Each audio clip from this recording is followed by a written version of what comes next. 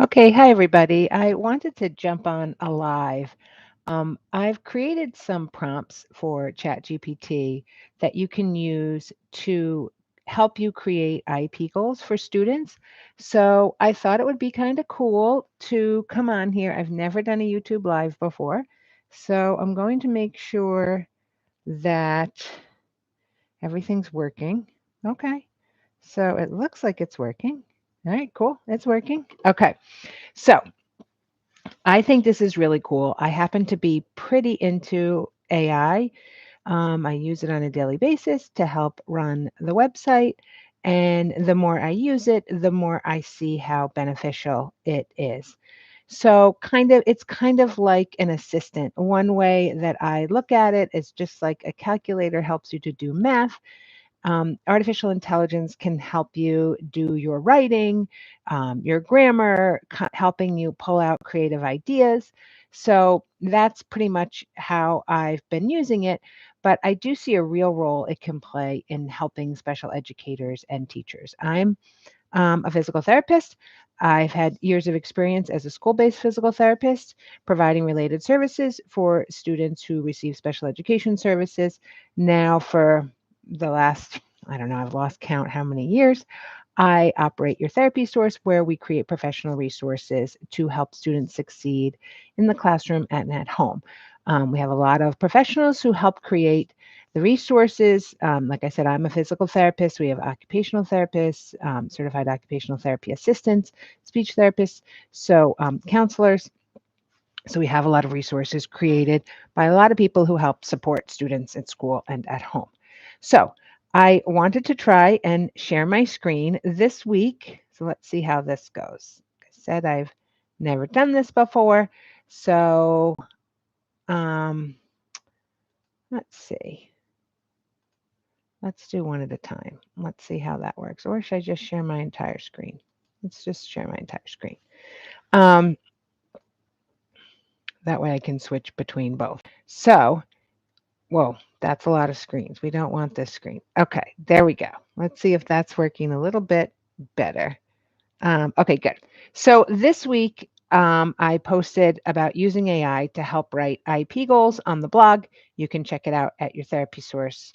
And if you go up here to where it says blog, um, you can check it out. So the most important thing before we start talking about using AI is you have to read this first on the blog.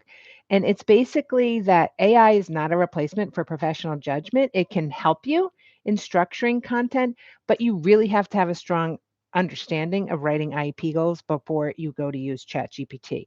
In addition, make sure you check your school's policy regarding AI use. Some schools may have specific guidelines on whether and how AI can be used. And the most important thing is confidentiality. So when you're using AI for anything to help you with a student, everything has to remain confidential. So you can never enter any personal identifiable information, diagnoses, or sensitive student data into an AI tool. So it's extremely important that you keep things very vague when you're using ChatGPT to help write goals because you want to make sure that you're not putting in any information. Of course, you're never going to use a student's name. You're going to never going to use an ID number. None of that. You keep it very vague, and I think you'll find this process um, helpful to help get you started. Again, pull out ideas. So let's get started right away. When you go to the blog, you can read through the benefits. I think it's great because it can just help pull out ideas that you may not have thought of. It can help you to make sure that they are SMART goals, so that they're measurable, and timely and achievable. But you really have to do the prep work. So you need to come to ChatGPT with your baseline data so that it can help you write the goals. So we want to be specific, we want to clarify functional outcomes. We're going to adjust the wording and expectations where we need to. It'll help you incorporate appropriate supports and check for compliance. But of course, what I just said before, you really need to use your professional judgment. Okay, so if you've never used AI before, you're going to want to start and get used to prompting it.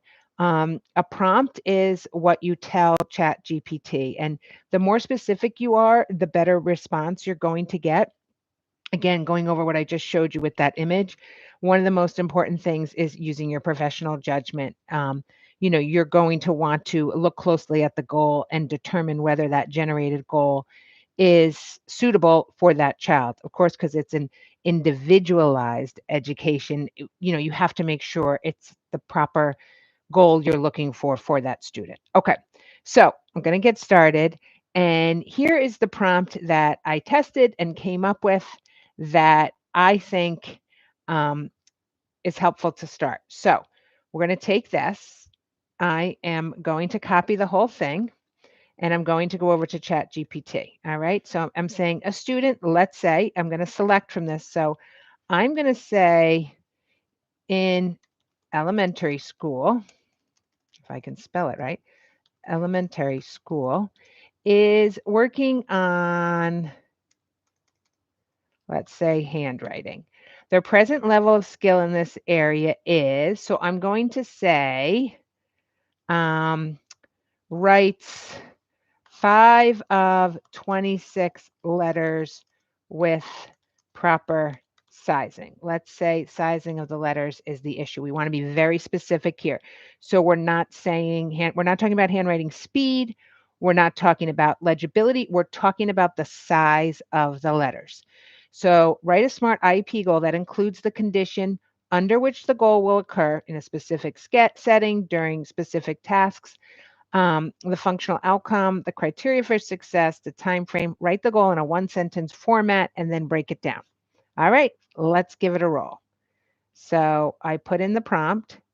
So given visual cues and lined paper, the student will independently write 15 of 26 uppercase letters with correct sizing in 4 out of 5 opportunities over 3 consecutive weeks by the end of the IEP period.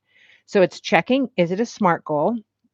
It's very specific. We're talking about uppercase letters only with correct sizing. It's measurable. So if they can do 15 out of 26 letters, we're going to see that that's measurable. It's achievable. The goal progresses from 5 to 15. So that's within reason. It's relevant, of course. Handwriting is a functional skill for communication, and the goal will be achieved by the end of the IEP period. I don't love that one. So I would change that to the goal will be achieved by June of 2025, or I might say the goal will be achieved by May of 2025. I would put a specific date in there. I find it a little confusing, correct sizing, 4 to 5 opportunities over 3 consecutive weeks. So you want to make sure that they've cemented the skill and that they're actually doing it. But I might just switch that to 4 consecutive weeks. I don't know. I just don't like odd numbers. So that's just kind of a silly reason. But also, and whatever I picked there, I would try to, mark that down on a calendar, make sure that I'm keeping up with that for that student. Okay, so that's an example. If anybody's on the live and you want to give me an example of what you would want me to try and write, otherwise, I'm going to paste the prompt again and let's try a middle school. Middle school student is working on self-regulation. Their present level of skill in this area is, let's say, sustained attention for 5 minutes during independent work time. Write a SMART goal. Okay, let's see what it gives us for this. Given visual reminders and a self-monitoring checklist, the student will sustain attention for 15 minutes during independent work time in 4 out of 5 opportunities over 3 consecutive weeks by the end of the IEP period. So let's check it. It's specific. They're going to sustain attention during independent work time. So this is when, maybe it's the teacher's busy helping another student or they're allowed to work on a project. This is when we're expecting the student to be able to do this. Duration will increase from 5 to 15. Is it achievable? Now, again, this would be something unique to each student. Do you think your student could make it to 15 minutes? Or are we looking for 8 minutes? Maybe this student's really struggling with sustained attention. Obviously, self-regulation is essential for academic success. And again, I don't love by the end of the IEP period, but I could say, um, please change the goal to be evaluated every 2 weeks and achieved by June 2025. Give me visual reminders. Okay, so it's just going to change it and give us the smart breakdown again. Okay, so pretty awesome in my opinion. Again, it might not be exactly what you're going to write because obviously you're going to tweak it for the students that you have. I'm going to try again and I'm going to do high school is working on, let's see, um, job skills. The present skill in this area is, let's say this is a student who's doing school to work, and right now they are is able to sort um, 5 different objects into categories based on shape. All right, let's see what happens here. Given visual prompts and structured task materials, the student will sort 10 different objects into categories based on shape with 80% accuracy and 4 out of 5 as measured. Okay, so it changed it moving forward here every 2 weeks in 2025. Student will sort objects based on shape, accuracy is 80%. The goal progresses from sorting 5 objects to 10 with supports, and sorting is a foundational job skill.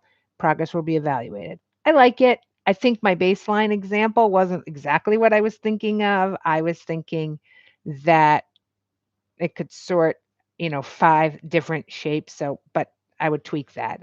My baseline wasn't accurate. Okay. So let's take this first goal. All right. I'm going to take the first one that it gave us about um, writing uppercase letters. Okay. I'm going to paste this goal into here and I'm going to go back and get my second prompt. Okay.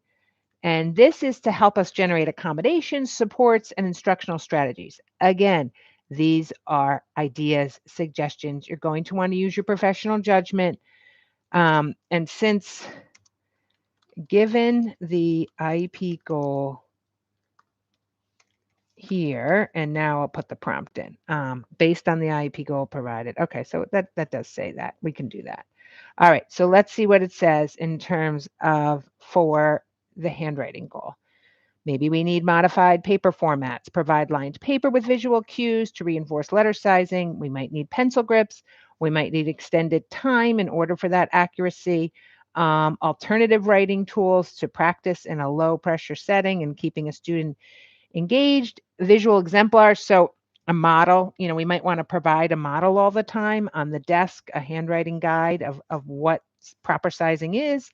Um, Supports, we're going to use visual cues if we need them, tactile feedback if we're going to write in sand, verbal gestures. So things that you're aware of, explicit instruction with modeling. So these are instructional strategies. Let's, if you're providing a consultation for a teacher, this would be great of, we're going to try explicit instruction, gradual release of responsibility, of course, repetition and daily practice with handwriting. Without that, we're not going to make progress. I'd like to see more than 5 to 10 minutes a day for any motor skill to build consistency. Fine motor skill development, putting some of those in there, and embedding handwriting practice into meaningful activities like labeling folders, right? I mean, how great is that? So doesn't mean you're going to use every single thing on this list. Of course not, because again, we're talking about individualized education. And so we're going to go through this list and think for this student that we're helping to write the IEP for, what might be suitable and what the student might benefit from. So I think these answers are pretty good. If anybody's on, I can let's try. Okay, I'm gonna I copied that, and let's try the sustained attention one, okay? I feel like that's a common problem right now. Okay, so let's see what it suggests for this goal. Accommodations, preferential seating, flexible seating options, reduced environmental distractions, chunking assignments, visual schedule timer, and a check-in system. So pretty standard accommodations for attention, for encouraging sustained attention. We're going to look at the supports, visual reminders, self monitoring checklist. I think that those are amazing. If you go to your therapy stores, we have some there. Fidget tools, we have some great sensory stickers as a fidget tool, cueing and prompting, using nonverbal cues, which is great if we're, especially if we're talking about older students who might be feeling a little self conscious about still requiring that cueing and prompting. Positive reinforcement. Some teachers support this. Some teachers really support an internal drive and internal motivation to support sustained attention. So that, could be something you would look at. And then instructional strategies, explicit teaching of self-regulation skills. I just think this is so incredibly important. I know we're talking about IEP goal writing, but I'm also highly interested in self regulation. And I think we don't spend enough time explicitly teaching these strategies. We're constantly in the mode of where we're reacting to a student's inability to self regulate or dysregulation. And we need to kind of work harder at explicitly teaching these skills. Um, Gradually increasing in task duration. So we're giving those just right challenges. Movement breaks, of course. Woohoo, love movement breaks. Choice based learning can be very beneficial, and goal setting and reflection. Pretty great, right? Again, in under a minute, we've been giving all these ideas to help us. Now, maybe you're going to say, my student is unable to complete a self monitoring checklist. We could, so let's write that. Let's try that. My student is unable to complete a self monitoring checklist. Oh, my spelling. I mean, and the good thing about AI is they really don't care if you don't spell right. Student is unable to complete a self monitoring checklist. Could you offer another support suggestion? Teacher or peer check-ins. A teacher or peer could briefly check in. Nonverbal cues, timed work sessions with breaks, task completion tracking. So the teacher would mark progress on a simple chart or sticky note. That's a great idea.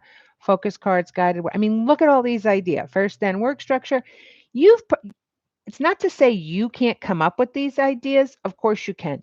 But when you have to write a lot of IEPs at one time and you're sitting down and you're thinking about that student, this just helps trigger back to your memory of like, oh my gosh, Johnny would do great with task completion tracking or guided work sessions. Oh my gosh, that will never work for Johnny. So it's just helps you right away, like, oh, first then work structure. Oh, I've used that before with Johnny. I didn't think of applying it to his self regulation skills. So it just, I think, no matter what, helps you look at that student closer and get a better idea. And of course, when we're writing the IEP, it's super helpful. Okay, now here's the really great part. Let me pick one of our goals. Let's go back here since I just did this self regulation one. Let's do that one. All right. So I'm going to go back here. This third prompt is to generate a data collection spreadsheet, action plan, and professional resources. Again, isn't necessarily your IEP writing. Of course, we don't include data collection spreadsheets and action plan and professional resources on an IEP. This is to take it further of if you're going to go with that goal and you're supporting that goal, now I want to see, how could I collect data for this goal? What can be my action plan and what sort of professional resources might be helpful? So, create a spreadsheet specifically for this. I'm going to write self-regulation goal just because I'm doing quite a few here. So, we're specific, as I said, for data collection. Okay, so now it's going to work its magic. Sometimes it's a little tricky with creating the spreadsheet, I've noticed, but it's a good starting point. Okay. All right, it's not going to display the visualization. I'm not sure why that's not working. Okay, collect data every 2 weeks is stated at the IEP goal. Observe the student during independent work time, establish baseline interventions, and use the data collection sheet. All right, here's our professional resources to measure progress. Some suggestions here. And this isn't to measure progress on the IEP goal per se. This is just some professional resources that might be used to assess self-regulation skills. Of course, it's not an exhaustive list, but let's see. Okay, so it didn't create the spreadsheet. So I'm going to tell it, you didn't create the spreadsheet. Please try again. Let's see. The spreadsheet has been created, is now available. Okay. I don't need to view the analysis. No, thank you. Is it a Google sheet?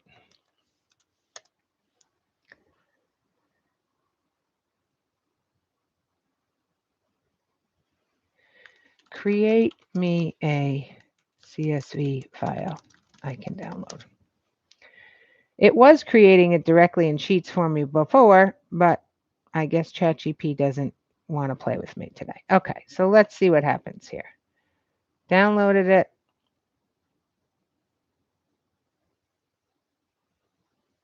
Wow, that's pretty nice.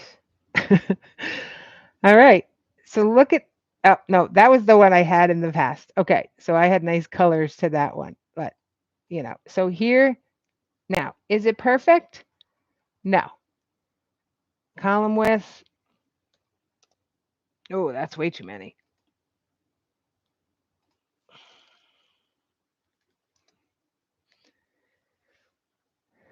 Let's go a little thinner just so we can see them all on the same page. Again, this is just, what your preference is. Okay. So the task activity of what they're working on, how long the target duration, actual duration. So we were hoping for 7 minutes. They made it to 4 minutes. Did we use the prompts? Yes.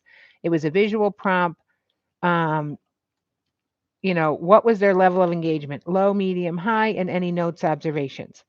Is it perfect? Maybe. Really depends on the student.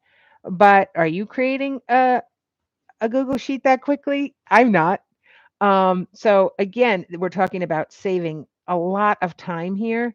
And you could upload this to your Google Sheets if it's not being your friend, like it wasn't for me. Previously, it was generating a Google Sheet from me, and it was directly in my Google account. So that's pretty sweet. Okay, so we have a fourth prompt. So now we're going to try, again, we're going on the same self-regulation IEP goals. So now we have the spreadsheet. Now we have a little bit of an action plan. We're going to define our data collection, establish the baseline, analyze the trends. Okay, so here we're just talking about how we're collecting data. Okay, then we're going to try this next prompt based on again, I'm going to write self-regulation goal here. If you're only doing one goal, you don't have to. Let's get a present level of performance summary. Okay. Now here, you might want to include more of their strengths when you're having them write this up of, what their strengths are, and it helps put it in narrative format. So it's giving an example. The student demonstrates emerging awareness of the need to stay focused during independent work time. They respond positively to visual reminders and teacher prompts, can complete short tasks. Student engages well in hands-on and interactive learning activities and shows motivation when working toward a preferred reward or break. You could include that, before you put the prompt in, based on the right at present level of performance, include the student's strengths. And here you're going to write what that student's strengths are.